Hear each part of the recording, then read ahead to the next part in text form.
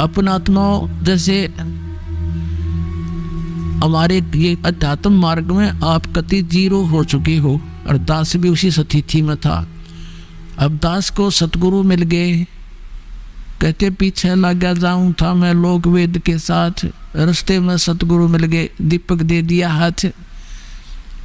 अब ये इतना बड़ा अध्यात्म मार्ग है कि जैसे हम सत साहिब बोलते हैं और पहले राम राम बोलते थे, इसका कारण क्या था? ये मंत्र जाप करने का नहीं था, ये केवल याद दिलाने का होता है कि भाई इस संसार में भगवान बिना कुछ नहीं, और जो गुरुजी ने मंत्र दे रखा है उसकी भूल ना पड़े।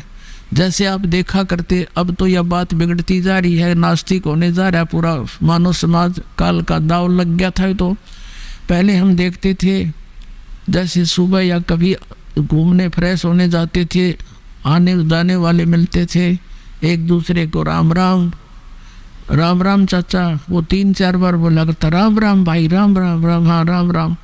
अब ये तो एक औपचारिकता बन गई थी, लेकिन ये स्टार्ट कहाँ से हुई थी?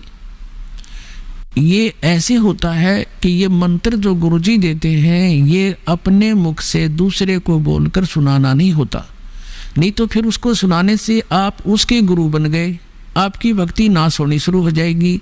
तो इसलिए उसको ये भी नहीं कह सकते कि आप इस मंत्र का जाप करा करो, गुरुजी ने बता रखा है।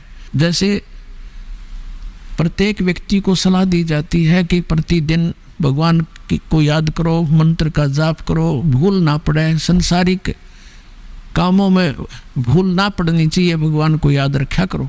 तो एक नियम बना रखा था गुरुओं ने कि अभी ये कोड वर्ड है, और रास्ते में जब कोई संसारिक विचारों में ग्रस्त व्यक्ति आ रहा हो और उसको बोल दिया जाए कि राम राम भाई, तो वो समझ जाता था कि ये क्या कहना चाहता है, कि ये न्यू कह है भगवान बदले, गुरुजी ने जो मंत्र दे रखा है उसका जाप कर, इस संसारिक उलझेड़ों में मत पड़ तू, यही भगवान का नाम ही इन संकटों से जो विचार तू कर रहा है इनसे निवारण करेगा।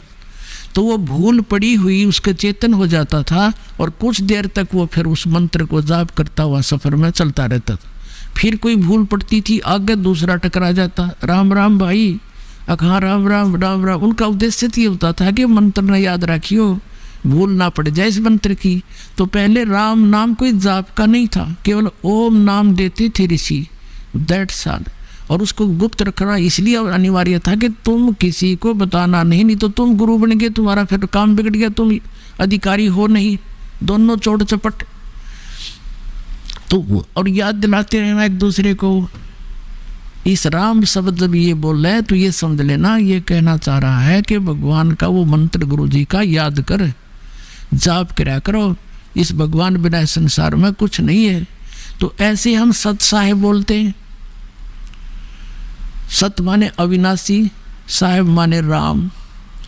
अविनाशी राम के हमारा जो परमात्मा है वो अविनाशी राम है, और उसका मंत्र, उसके पाने का ये जो विधि है, इसको याद रखो, भक्ति करा करो, सत साहिब दी सत साहिब।